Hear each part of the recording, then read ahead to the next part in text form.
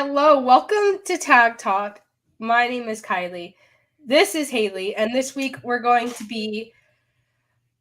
a lot actually, but we're mainly previewing New Japan Wrestle Kingdom, which is this Wednesday. I will probably be live tweeting that. Same. I'm gonna try. I'm either gonna stay awake to watch it because it's on at 3 a.m. my time, and I think 3 a.m. Haley's time. I think we're in the or I'm gonna get up at 2 a.m. Make a latte. I don't know, but I'll do that. We're also gonna be talking about Mercedes and Naomi, who a new addition. Happy New Year to us. I know, what a wild turn of events. This entire time I've been yeah, Mercedes, I love Mercedes, but in the back of my mind, I've been oh, but where's Naomi? If Naomi goes back to WWE alone, that's cool. And I would be happy for her, but the fact that we got no Naomi news was upsetting. Until today. No, and I felt the same. I feel like everybody's been so gung-ho about Mercedes, which rightfully so. I mean, there's a lot of speculation and things that are going around right now in the wrestling world with her. But I feel like people are forgetting that Naomi is there, and I'm just as excited to see what she does. We'll get into everything that we've heard so far. But I'm excited. The new year seems very promising so far.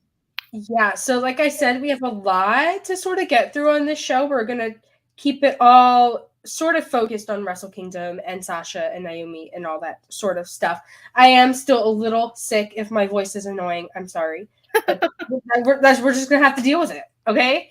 And also, what was I going to say? I don't remember what I was going to say. I had something else. Super chats. Oh, if you want your question, your comment, your statement, I don't know, whatever else you got going on, all that jazz. If you want that read on the show, submit a super chat, and we'll read every single super chat. And also, chat rules. If you have nothing nice to say in our chat, please just don't say anything. I feel get blocked, so I feel like that's fair of me to say. So, all that being said, welcome to Tag Talk. We're super excited to have you guys here this week. We don't normally talk a whole lot about New Japan on this show. We've done a couple things. I know over the summer we did a show, but we aren't we haven't done a lot on New Japan, no. But it's a bit, we got a dad joke. So, okay, so Ryan always submits these dad jokes in the super chat. So here we go. What dog keeps the best time? What dog keeps the best time? Yeah. A watchdog? Yep. Ryan, get better at it. She got it. Ryan, what the heck? So bad. But I feel like we should just let's talk about Naomi and Mercedes first, because I feel like that's the elephant in the room. We gotta get through it. We just spent the last 3 minutes hyping it up. I feel like we should just. I know. Okay, so basically, to catch people up to speed, maybe you aren't aware, but it's a foregone conclusion. It's not confirmed. There's no official statement, but Mercedes is going to be at Wrestle Kingdom. That's the rumor, the inside tea. I don't know. Nobody knows what she's doing. There's no consensus on if she's going to wrestle in New Japan, if she's just there for funsies. Who knows? But this morning, Mike Johnson at Pro Wrestling Insider posted that Naomi is also in Japan. Now, she could just be in Japan to support Mercedes and be her friend. And this could be nothing at all. But it could be nothing at all. But on the off chance that Trinity / Naomi is in Japan for wrestling reasons, how cool is that? I think that that's super cool. We were talking about this when we were texting earlier when it first came up, because we were talking about what we wanted to do for the show, and Kiley had said let's just spend a little bit of time on Mercedes and stuff, because we do give updates, occasionally. But then 2 minutes later, the report dropped and she was like, Naomi's in Japan. And so we were like, oh, well, now we have to have a whole section about this. But I do think that her style meshes really well with Joshi Yeah. wrestling. And who doesn't want to see that? You know, I feel like there's so many dream matches. We haven't seen a ton of Naomi outside of like the WWE style of wrestling, you know, like that's just what she's always done. So I'm interested to see, you know, if she does wrestle wherever. I'm excited to see kind of what we get out of that, you know? Yeah, because, you know, Sasha became, or Mercedes, my apologies, became a free agent on the first of the year. Like, that was her condition for her release, apparently, when she was released from WWE. But, like, we haven't heard anything about Naomi, and that kind of sucks because they were a tag team and they walked out specifically because of issues with their tag team booking and their around the tag titles and all that sort of stuff, which is kind of ironic that the women's tag titles have, like, become what they are in WWE in their absence. I'm not going to say anything else on that, but draw the conclusions you want. I think Mercedes has always been kind of like the focus of all these rumors and all this stuff because I think to a lot of people, Mercedes is a generational performer. They're always curious to see what she's going to do outside of WWE because she, like, creatively and athletically, I think a lot of people agree, you know, Japanese promotions are ahead of the game compared to WWE. I think the WWE style is sort of, it is what it is. It's entertaining, but I think working in Japan is a new environment. It's completely different. So I'm excited about that. But like Naomi, like you said, has gotten kind of like lost in the shuffle a little bit. So I don't know if Naomi's wrestling in Japan. I'm not going to say Naomi's wrestling in Japan or an AEW or an Impact. We have no idea. Like this just came out. But I do think Naomi would be a great fit for Japan. I do too. And before you do that, we have another dad joke super chat from Ryan. Where do dogs hate to shop? Do dogs hate to shop? Yeah. I don't know. The flea market. That was a good one. That was actually good. That was a good one. I will give you points for that. But is this because of the Golden Retriever German Shepherd tweets? Oh, man. I guess so. I guess we're just dogs now. Okay, well, I mean, never mind. But back to what you said, yes.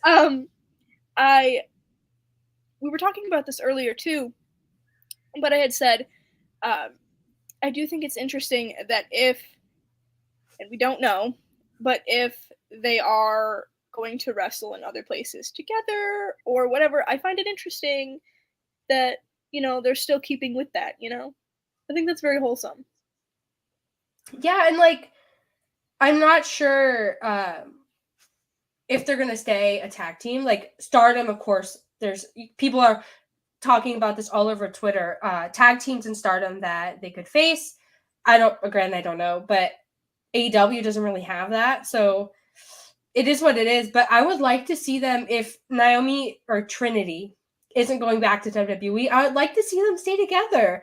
Like, I think there's something really special there. And I think it's been really fun to see while they're outside of WWE, both of them working on modeling and acting and like dancing and all this sort of stuff, like Hollywood marketable stuff. I think that's been a lot of fun. And I do agree with a lot of people that them walking out, while you can debate professionalism, whatever, which I totally disagree with. I think this was like totally the right move for them. I think it was a good choice too, because their stock has risen outside of WWE. I think they've become really desirable free agents. And I also think Mercedes in particular, but also Trinity, like for Hollywood and like jobs, like non-wrestling jobs. I think that's really, really important. And I think that's something AEW would really like. But also I think Japanese promotions trying to branch into the West, I think they would really like that too. No, I agree. And especially with Mercedes talking about, I think it was on that live that she did with Bailey. I think she was talking about starting like a clothing line and stuff too. Mm-hmm. So that's also interesting, you know? I do think that they're very marketable talents. And I'm just interested to see how this year goes for them. You know, there's that big Stardom show in a couple months. Mm-hmm. Are we going to see Mercedes there facing Kiley for the women's championship? Who knows? You know. Yeah, and I think the New Japan Stardom relationship has been really interesting for women's wrestling. I think there are a lot of people in the West who do like Stardom and they like TJPW and all these Joshi promotions.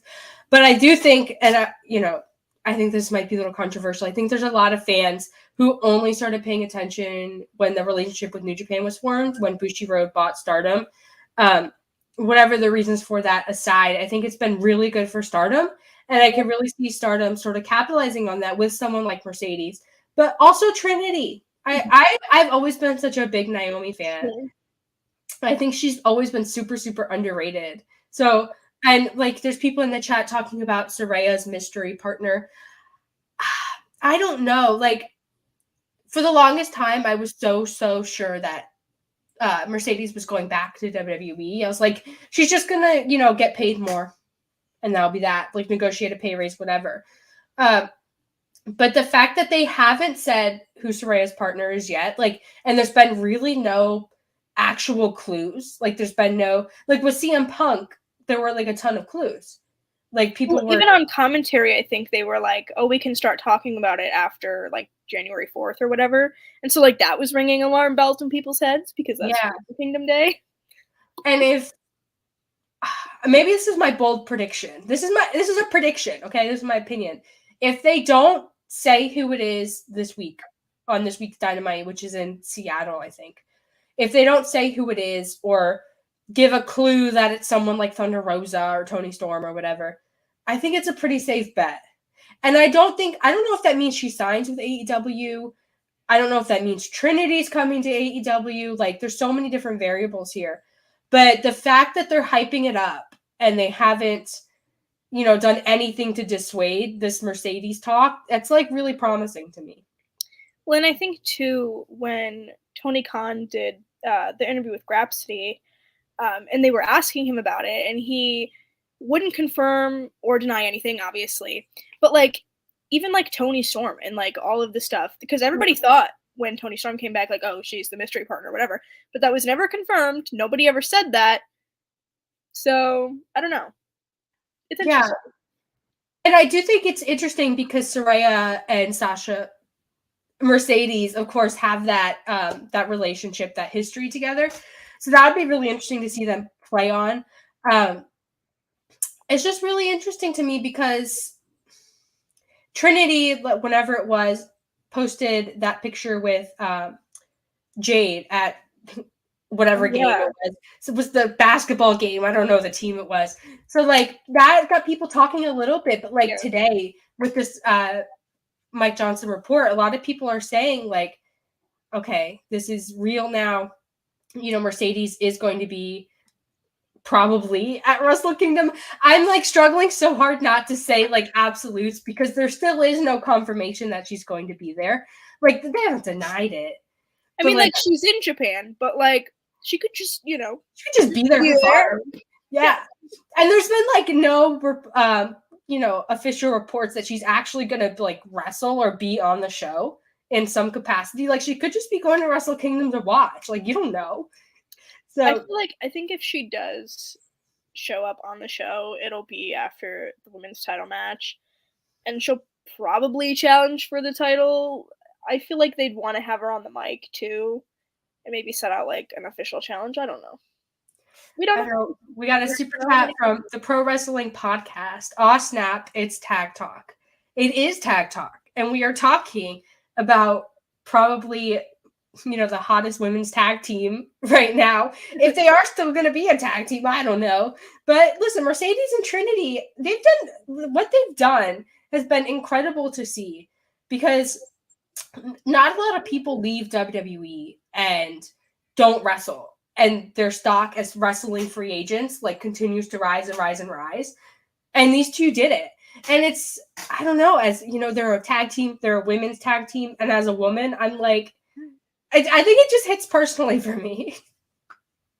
Well, and I feel like it's set such a precedent for people too.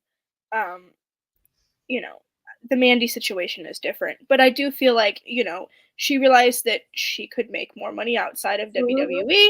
She is. Great for her. And I feel like a lot more people are going to start to kind of like think about that before re-signing and such. Like, I mean. No, I 100% agree. And I think, I don't know, I'm just so excited. And I was thinking about it this morning. AEW doesn't have a women's tag team division. Like the only like tag team division in like America that I gotta phrase this like very carefully because I know people are gonna think this is an intentional WWE roast and it really isn't. But is Impact. I think Impact's knockout division is really strong, and in terms of like women's tag team wrestling, I think they put on a lot of great matches. But I do think Mercedes and Trinity are kind of like bigger. I don't think Impact could afford Trinity and Mercedes. And that's not a hit at Impact. It isn't. And like, I know, like choosing my words very carefully because I do love Impact. And I also don't want this to be like me roasting WWE because I don't want to make this about WWE. I want to make this about, Mercedes and Trinity. But like when you put factor in Japan and also you talked about the Bailey Instagram live. On that live, Mercedes talked about how much she loved training in Mexico and how much she like felt like Mexico was her home. Like she learned a lot about wrestling, a lot about herself, all these things. So I wouldn't be surprised to see her, take bookings in Mexico. Like after the first of the year, she's free by all reports to take whatever wrestling booking she wants. The AEW AAA relationship is apparently like on the rocks, but that doesn't mean that Kenny Omega's gonna save it. It's okay. I don't know what's going on there. Like you have Ty and Sammy getting stripped of their belts, and like there's apparently these reports that like they only want Kenny Omega and like whatever. But that being said, I want like a Mercedes. It's okay. Mercedes and Trinity World Tour. I want them to hit all the highlights. Breaking news, Tag Talk trashes Impact. No, we really didn't though. No, I love Impact. Listen, Hard to Kill's coming up.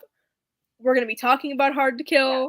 So we do not hate Impact by any means. And like, granted, we don't talk about Impact that much on here, but we do watch a lot of Impact and we love Impact. Maybe we should. Maybe 2023, that's our resolution. Okay. To talk more about Impact. Perfect. Because apparently we have a whole hidden New Japan audience. I love that. And we're 18 minutes in and we haven't even started talking about Wrestle Kingdom. Then we are talking about Wrestle Kingdom. Mercedes at like Wrestle Kingdom. Like, you know what I meant. I'm super excited for Wrestle Kingdom, not just because of Mercedes. She's a big reason why. And I hope that a lot of like the Sasha Banks stands from Twitter, I hope they go and they watch. Because I think Mercedes like proving that she can draw outside of WWE. I think that's really important for her. And two, because I think New Japan deserves it. Yeah. I think New Japan has done a lot of really, really great stuff in, trying to recover from the pandemic and, all the elite leaving and all the stuff. And I think they really deserve to have a dedicated fan base like those that follow Mercedes around the world. No, I agree. And looking at the Wrestle Kingdom card, I mean, it has a lot of great matches. And for me, this has felt like the first, like, Wrestle Kingdom that I've been, like, super excited to stay up and watch in a while. Yeah, I was thinking about it and, like, I watched 2018 live, but I don't remember, like, 2019, probably not. I probably didn't watch that live. I probably watched that the next day. But regardless, I'm super excited for the show, and I hope a lot of you are too, because I have the card up, and I feel like we can move into our Wrestle Kingdom discussion. Yeah. Pro Wrestling Podcast says, I can't wait for the Kenny Omega talk. Oof. So let's start there. Okay. So Kenny Omega is making his New Japan return at Wrestle Kingdom, which we'd love to see. against Will Ospreay, which we don't love to see here on Tag Talk, but that's fine. I'll take it. It's been like years in the making at this match. I'm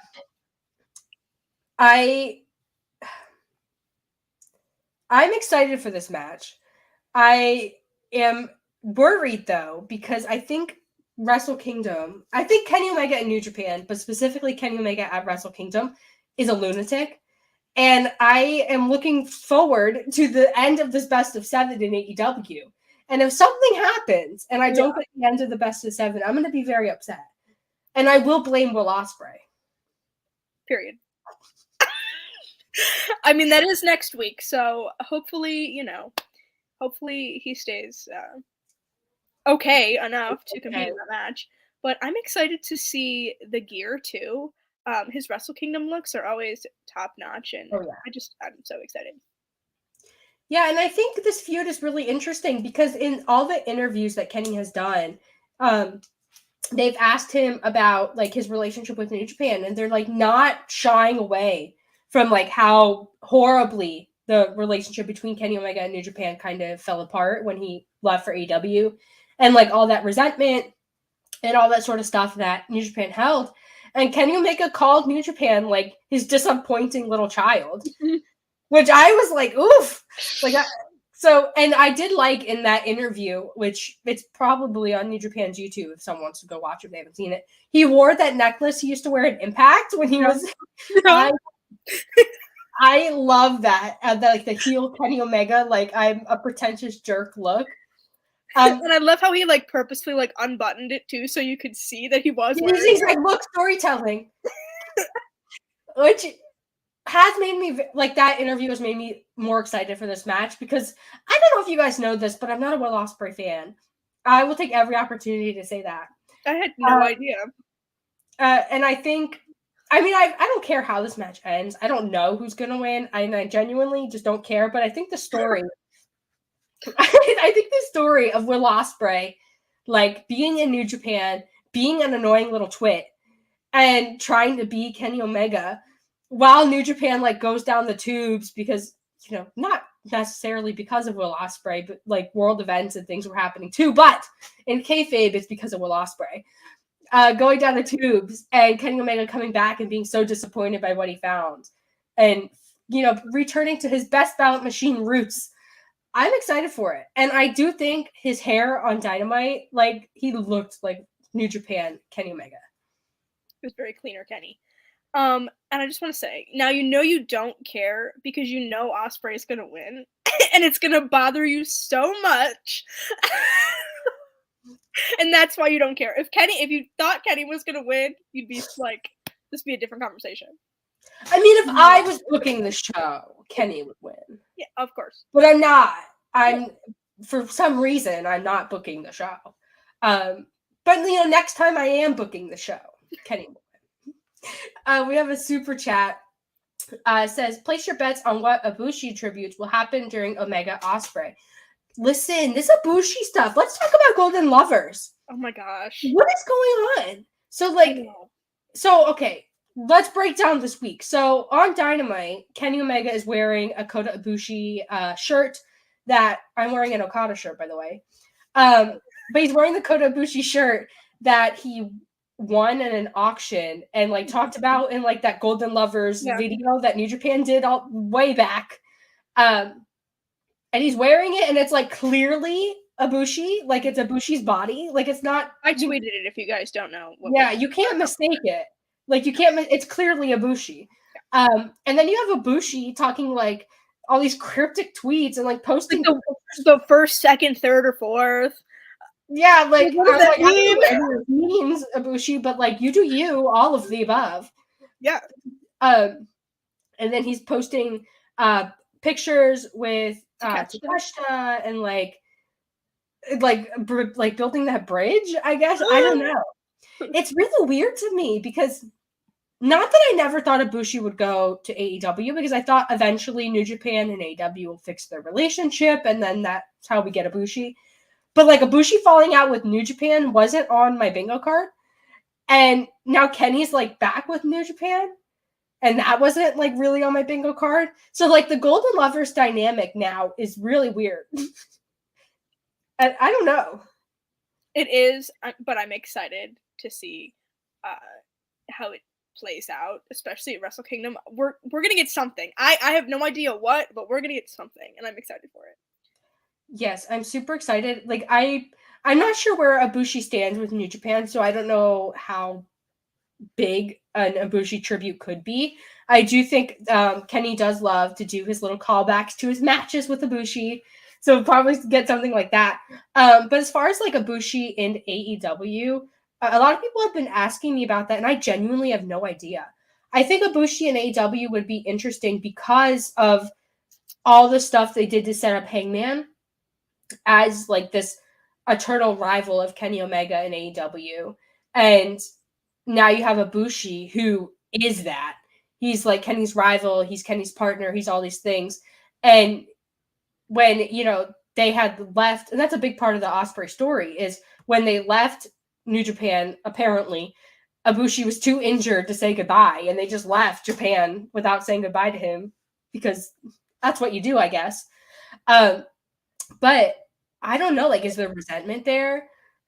Like, and looking back at the Hangman story, like the feelings that Matt Jackson, he's, very insecure. He's always, he doesn't trust all these people because he thinks Kenny is like his best friend. So I don't know. It's going to be weird. I'm excited for it though. And I don't know. I feel like the Ospreay stuff, like, aside from that, like, it's coming full circle, but I feel like the elephant in the room is like the Golden Elite and the Golden Lovers, and like that coming full circle for the last time. And I'm just excited to see how that kind of plays out this year. I don't know. Yeah, and I think they really do have to like work hard to make it happen, because someone said on Twitter, like, Kenny Omega's almost 40. Yeah, Kenny Omega's almost 40 and Ibushi's already there. And like, he said he wanted to retire at 40. So they're on the tail end of their career. So if like this is going to happen, it needs to happen, I think, this year. Like, so. The Young Bucks are still young and Hangman is still young, but I mean, Nick Jackson is like 33. He's a baby. Matt's getting up there though. But he looks young. He's young at heart. They're the Young Bucks for life, Young Bucks for life.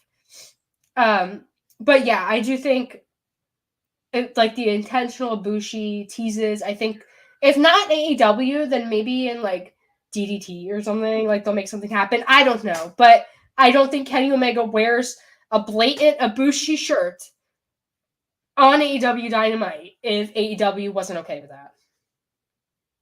It's true. That's my conclusion. But back to Omega, Ospreay. It's going to be a good match. Yeah. They're both athletic. It is what it is. I'd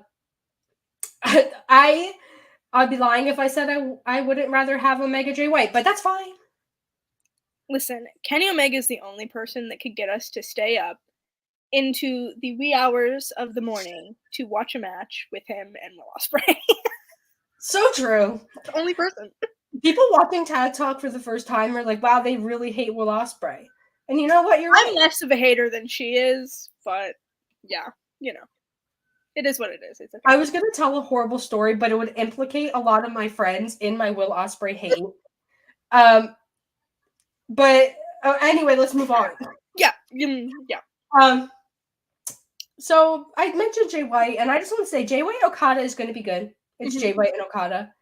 I think the IWGP World Heavyweight title picture, though, like since they merged the belts and they made this ugly belt, like it's been so weird for New Japan. Like I feel like their world title picture is their weakness, and I think they have to fix it here. And like, as much as I love Okada, I feel they need to go in on Jay White. And like, I think they've been like, I don't think they put their full weight behind Jay White as world champion. And I would like to see that happen and really like position him as the guy. But Okada's always been lurking. He's like there. And I love Okada. But like, Okada can't always be your champ when your title picture is struggling. And I think they've really relied on Okada to be that. So I'm rooting for Jay White. I am too, and I was watching True Heel Heat earlier, and SP3 they were doing their like Wrestle Kingdom predictions, and SP3 shout out to SP3 brought up a good point about Jay White and Okada and how Jay White can beat Okada for the championship, but like when it comes to defending it against Okada is really when he starts to kind of falter a little bit. So I think that that's going to be interesting. I would like to see Jay White win here, though. I do think he needs it too. If you're going to make him the top guy, make him the top guy. Push him to the moon. In my opinion, he's one of the top heels in wrestling right now. Capitalize on that. I 100% agree. I'm excited for it because it's Jay White Okada. It's going to be good. But like it's like I said, New Japan, like this whole area of their card is weird. Speaking of weird things, Tama Tonga and Carl Anderson. I mean, we know how this is going to go, but strange. Yeah, and the Gorillas of Destiny have been weird for like since they broke off from the Bullet Club and like have been their own entity. I don't know. I'm not really vibing with them, and this Carl Anderson stuff is bizarre. It really is. So weird. I don't know. This is a match where I'm like, like I feel like we know how it's gonna go. It is what it is, but I'm just, I don't know. It just is what it is. There. I don't know what to say. I mean, I love Tama Tonga. I'll leave it at that. I love Tama Tonga. If we started, it would go into a whole WWE thing, and that's not what the show is about. So, yeah, I have thoughts and feelings, but I'm just going down the card. There's like also 2 6-man matches. Yeah, it is what it is. But this match, I'm kind of interested to see what you have to say about it. So it's New Japan World TV Championship, which don't know why it's here, but Ren Narita versus Zack Sabre Jr. So let me position this. So Zack Sabre Jr. and Bryan Danielson is the dream match, right? You know, Bryan Danielson, he's in his hometown, Seattle, AEW, doing a match. It was Tony Nese, right? Tony Nese. Gonna be good, gonna have a good time. It is what it is. When are we getting Zack Sabre Jr. Bryan Danielson? And why is Zack Sabre Jr. in this New Japan World TV Championship match? I don't know, man. I feel like everybody was shooting for that at Forbidden Door and it didn't happen. So I'm shooting for that at Forbidden Door 2. Make that match happen because we don't have Bryan Danielson forever either. So we need to get these dream matches going, you know. And I understand New Japan making this TV title because, you know, they have New Japan Strong. They're really pushing New Japan World, which still doesn't work. That's so bad. That's it. But it's just these two. It's so weird to have them in this spot. But I'm willing to give it the benefit of the doubt. Zack Sabre Jr. as a champion that's who I'm picking to win. It's always great, and I would love to see him. You know, going into 2023, maybe at the next Forbidden Door, if we do another Forbidden Door, showing up as TV champion on maybe AEW and challenging Danielson for that. I don't know. New Japan is just a weird time to make this belt. It is a little bit weird. Yeah, I don't know. It is what it is. It's going to be a good match, though, and that's all that matters to me. So, I mean, I don't want to dwell on these 6-man matches too long because New Japan loves that they're good old random 6-man matches. They do. But we have Keiji Muto's last New Japan match. Yeah. It's Muto, Tanahashi, and Shota Umino, who is Shooter, if you don't know, versus LIJ. This is so random to me. I feel like because you have Tanahashi and Umino, like, in a tag match, like, why don't we have them in a singles match? Like, I don't know. It's strange to me. New Japan's love of Shota Umino, though, can I say, I'm so here for it. He got over as a young lion. Yeah. And ever since, because of Moxley, not because he was, like, a standout young lion. He could have been, I don't know. And ever since then, New Japan has been like, Shota Umino, that's the dude. And you know what? Yeah, he's the dude. He's cool. Yes. I don't know. I think this is going to be interesting. Yeah. 6-man matches are always chaotic to me. And this one is strange, but I'm intrigued in a weird way. But I think that we will see Umino and Tanahashi and Muto get the win here. Yeah, I 100% agree. I think it's weird because with Suzuki-gun, disappearing, they dissolve Suzuki-gun. I think it puts LIJ in a weird spot because, Bullet Club has kind of faded from popularity in a lot of eyes, but LIJ has always been able to generate that support, mainly because of Naito, because people love Naito. But I don't know. LIJ, and of course it's Naito, Sonata, and Bushi, if anyone was wondering, representing LIJ in this match. Ever since Naito sort of fell out of the title picture with Jay White, Okada, and Ibushi, if anyone remembers that, it's been kind of floating, and I want to see New Japan really do something with them, and also with the Bullet Club. I remember last year in the G1, everyone was like, "There's so many Bullet Club members here. Maybe it's we're building Bullet Club LIJ, that rivalry again," and it's not really there yet, or again, I should say. So. Pro Wrestling Podcast with a super chat says, "I'm intrigued in a weird way," is my life's motto. Same. That's my motto for this Wrestle Kingdom. I'm intrigued in a weird way. I feel like New Japan knows they're going to get a lot of eyes because of Omega, because of, the Mercedes stuff, and they're really trying to get their, young guys on the card. As they should. As they should. I mean, you shouldn't keep them away just because, Omega's there and it's going to take all this time in his, legendary singles matches. But speaking of young guys, I'm super excited for this one, and I know a lot of other people are really excited for it, but I want to know what you think. So we have the Junior Heavyweight Championship, which is always a good time. It's Ishimori, Takahashi, El Desperado, and Wato. So I'm picking El Desperado. Mm-hmm. I'm going to go ahead and say, because I think El Desperado has, and if you've kept up on New Japan, he's kind of been almost ready, but they've kind of really simmered the junior heavyweight division as a whole. But in my experience, with New Japan, especially 2015, the junior heavyweights have always been super popular. And I would like to see them I would like to see a title change here because I think, one, it would spark interest. And two, I think it would, I think El Desperado deserves it. Not that I hate Ishimori, but I think, I don't know, a little bit of spice, a little bit of flavor. Yeah, why not, there are a lot of titles on this card, and I don't know how many title changes that we're really going to see, but I think that would be interesting too. I feel like there's a couple that are definite changes. But yeah, I would like to see something different here. Yeah, and Takahashi is another one who is going to shine in this match because it's the junior heavyweight title match and it's Takahashi. And New Japan have always been really high on him.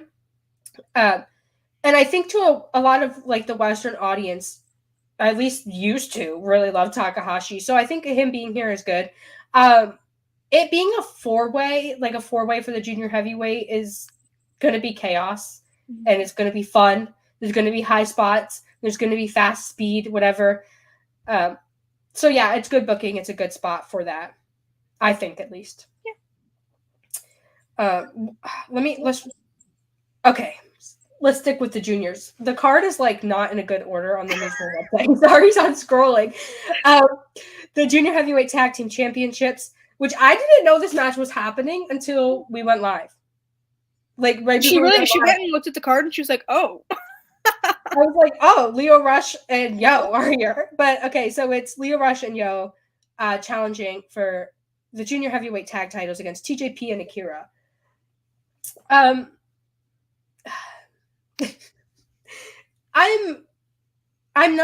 don't like. I'm trying to be not problematic, but listen, I'm not a fan of the junior heavyweight tag team division, what it is post Young Bucks. When the Young Bucks went and they moved up to heavyweights and had the good feud with the Golden Lovers and all that stuff, I haven't really been invested in the junior heavyweight tag division, and I don't think New Japan has either. And I think this is evidence of that. I don't know. I think Lio Rush and Yo have been getting a really big push coming out of the tournament and things. And I feel like they're going to even up their matches here. Mm-hmm. And I think we're going to see them take the titles. It is a bit, I don't know. Again, I'm intrigued. You know? Yeah, and they really do love to put their eggs in the chaos basket, which fair enough, Okada, like that pays off. And I do like Yo. Yeah. I think Yo is really talented, but like maybe I'm just not interested in this match because TJP is in it. Maybe that's me. We got a super chat from Mike from Indeed, a good friend of the show. He says, "Can't wait to ruin my sleep schedule for Wrestle Kingdom 17." So true. Keep up the great work. You're two of my favorites, and I'm always happy to catch a live episode. We are always happy to have you here. Thank you so much. We love you. I don't know if you just got here, but we're talking about the junior heavyweight tag team division. I'm just not a big TJP fan, and so I would like to see Rush and Yo take the titles here. And I think, we've been talking this whole show about there's going to be a lot of, Western eyes on this show. Not that New Japan should book for a Western audience. That's not what I'm saying. But if they're going to continue their Western expansion and capitalize on that, Lio Rush is a good guy for that. I think people love Lio Rush, no matter if you think he's, I don't want to talk about retirement, whatever, but I think he always gets over with the audience. So I would like to see Lio Rush in New Japan doing something fun and meaningful and not just wasting away on New Japan Strong. I agree. I'm with you. Which I have to clarify. I like New Japan Strong, but it doesn't have a good. I mean, there's good matches on it sometimes, but like it's kind of like it's not on a good TV network. Like it's not in a good spot. Like it's most times it's just there to get raps. It's like, but I mean, clearly it's working for New Japan because they're doing a TV title and all this stuff. But moving on to another 6-man. Boy. New Japan loves these 6-man matches, guys. Really but like anyway, we're make sure we get everybody on this card, no matter what. And this is kind of an important one. It's the Antonio Inoki Memorial match, which I think is like sweet, and I think it's important that he's remembered. But we have Yuji Nagata, Satoshi Kojima, and Togi Makabe versus Tatsumi Fujinami, Tiger Mask, and Suzuki. Crazy lineup. I don't know. Lots of legends here. So that's exciting. Who do you got? Who's your pick? I think Fujinami, Suzuki, and Tiger Mask because I think coming out of like the dissolution of Suzuki-gun, I think people like Suzuki. And also I think Antonio Inoki Memorial match, like that's giving me Suzuki vibes.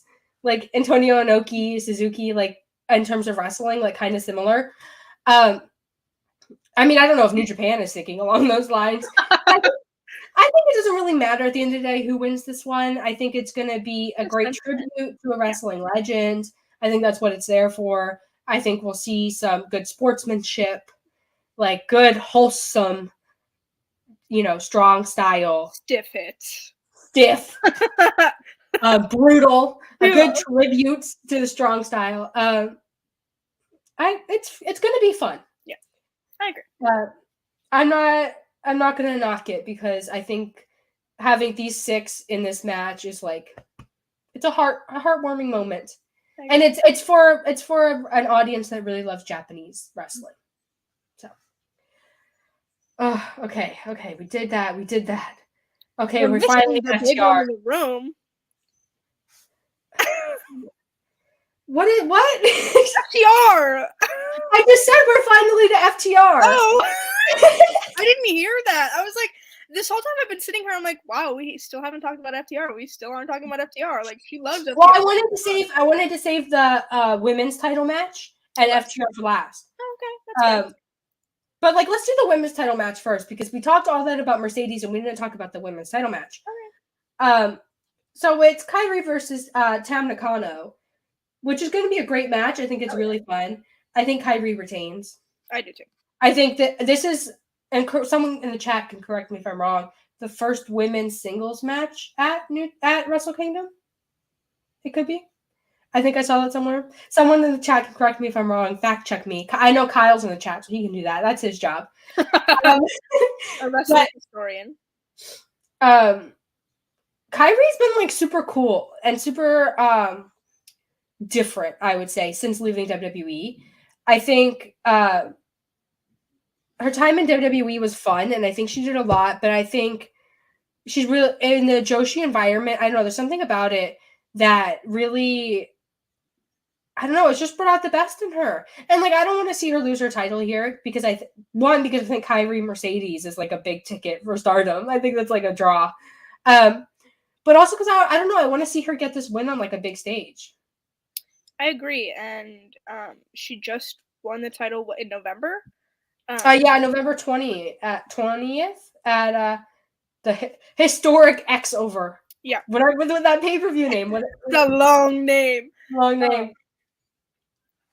But I agree. I would like to see her get this win on a big stage too. I think she retains.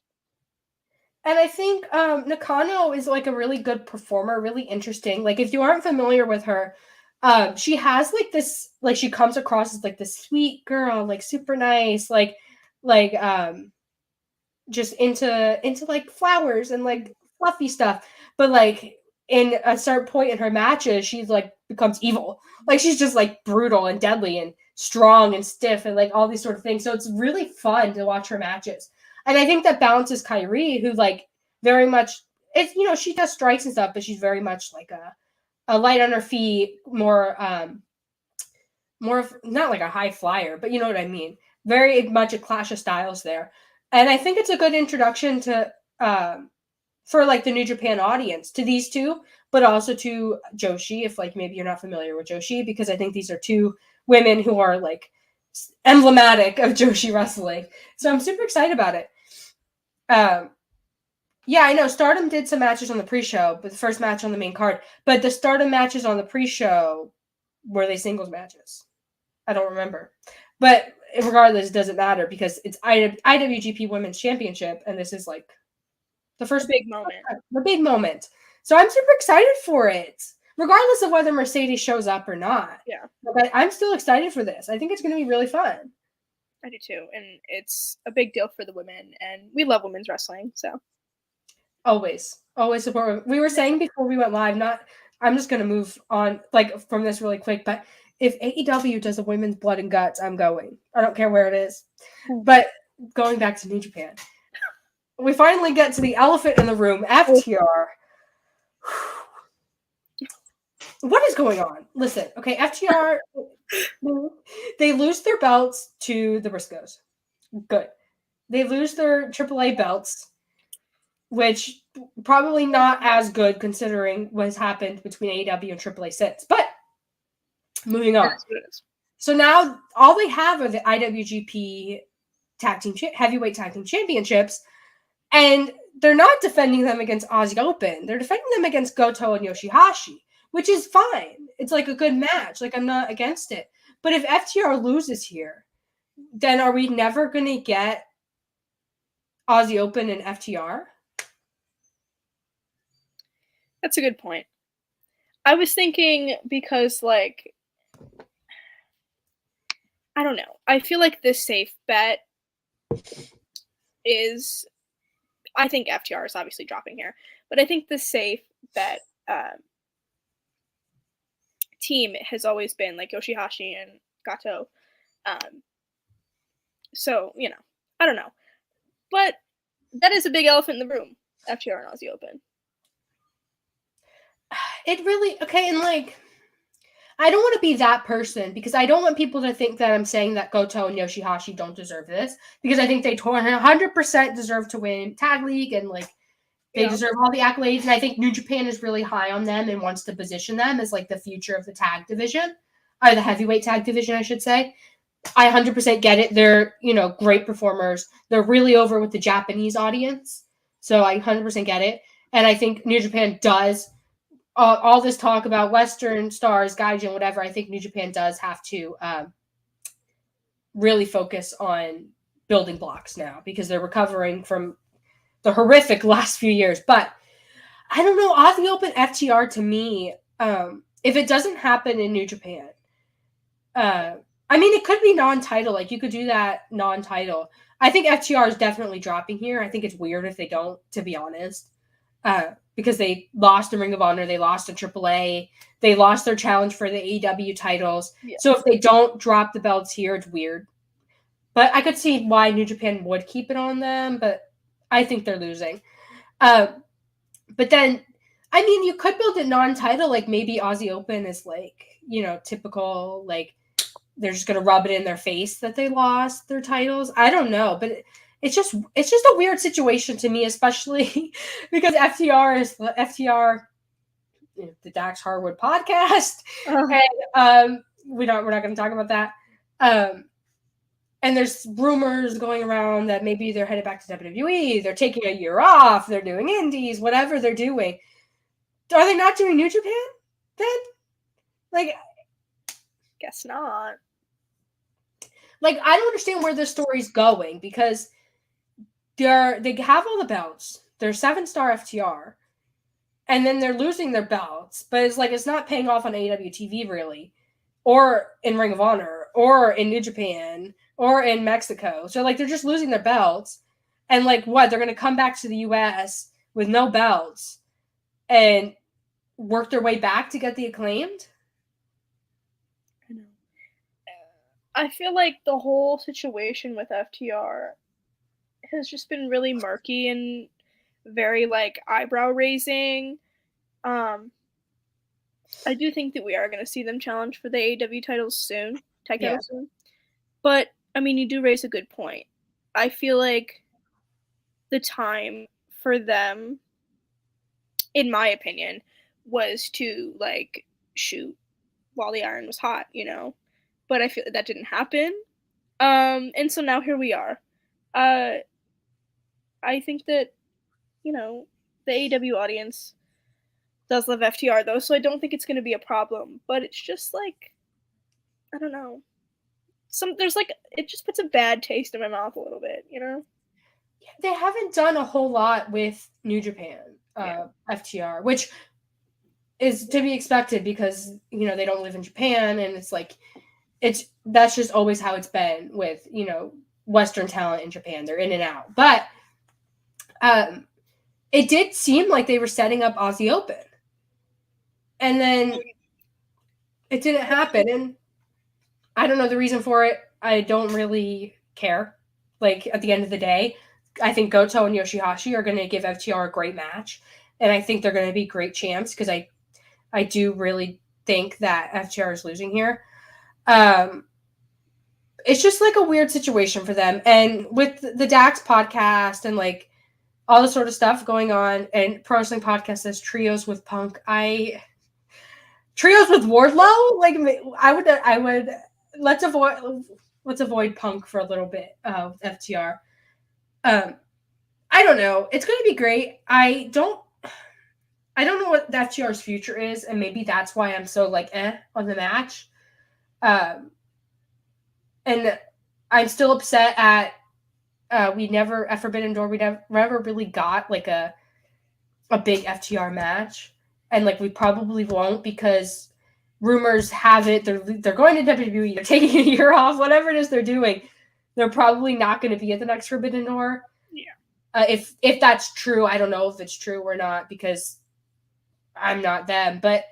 I don't know. It's like a weird thing for Wrestle Kingdom, and I think New Japan's aware that it's weird that it's not Aussie Open. But you know what? I'm going to forget about it. I'm going to say, you know, it's Goto, it's Yoshihashi. They deserve it. This is their moment. And that's where I'm at.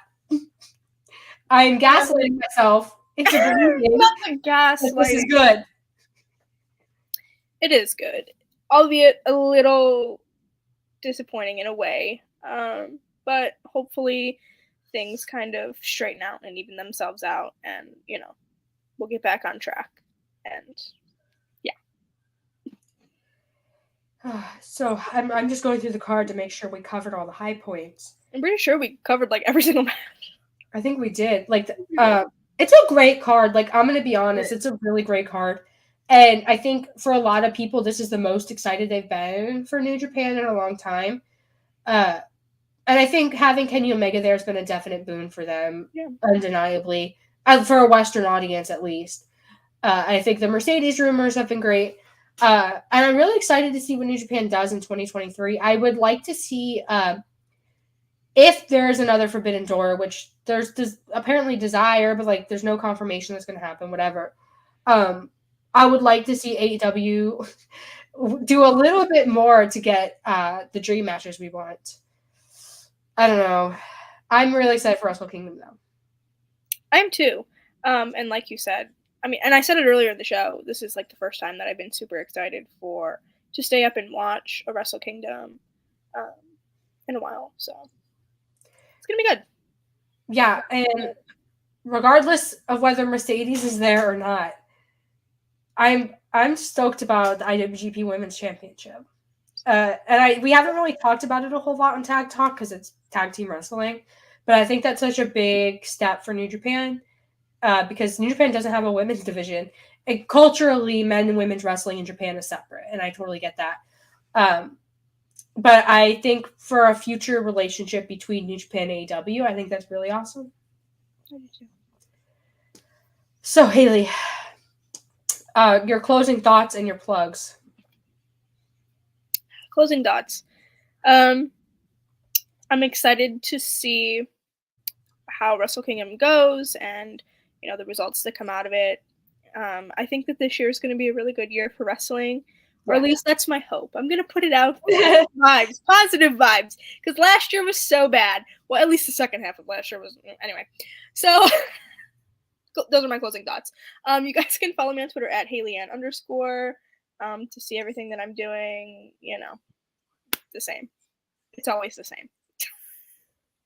Always the same plugs. My closing thoughts is I think the AEW New Japan relationship is stronger than it's been in a long time. Mm-hmm. And I think Wrestle Kingdom is going to be a lot of fun. I think Okada is going to show out. That's why I got my Okada shirt on. I love Okada. And Adam Cole will get well soon and come back soon because Adam Cole versus Jay White is going to be incredible. I need it to happen in 2023. But Happy New Year's, guys. I just realized we did this whole show and didn't wish any of you a Happy New Year. I said Happy New Year at the beginning. Oh, well, I didn't. So sorry about that, guys. Happy New Year. You can follow me on Twitter at @Fuller_Kiley. I post all the things I'm doing there. If I'm, going to guest on a show, whatever, it's going to be on there. Tag Talk is live every Monday at 3 on Fightful Overbooked. This is our slot. We'll be here every week talking tag team wrestling. We don't normally go through a bunch of singles matches for a pay-per-view, but we did this week because it's Wrestle Kingdom. Super chat from Pro Wrestling Podcast. Positive vibes cost $2, so here you go. Thank you so much for your positive vibes. Positive vibes for 2023, for wrestling, for all of you, for everybody. We need it. Back to my plug, though. Follow @Romantic Russell on Twitter. That is Romanticized Wrestling. That is me. That is Haley. That is Kyle Sparks, who was in our chat. 2023, we're gonna do something with that. It's just last year was wild. It was a long year for me and Haley, but we figured it out. We got it settled. So there you go. Subscribe to Fightful Overbooked. Go watch all the other shows. There's shows about anything on Fightful Overbooked. There's lots of content coming that you guys haven't even heard about yet. So yeah. And there's content that's not even about wrestling. If you're into like basketball and stuff, it's there. So go watch that. Go check out Fightful Overbooked. If you're watching this after we go live, like this video, comment below. I still want to hear your thoughts. I still want to know what you think about Wrestle Kingdom, about Mercedes, about Trinity, about FTR, about anything. So comment below. Do that. I think I hit all the plugs. I think I did. Well, thank you guys so much for joining us for this long Wrestle Kingdom preview. I had a great time with all of you. It was good to see so many familiar faces and names in the chat. All that being said, Wrestle Kingdom, Wednesday at 3 a.m. I will be there live tweeting. Join me there. Haley will probably also be awake to do it. Yep. Yep. all that being said, we'll see you guys next week. Happy New Year.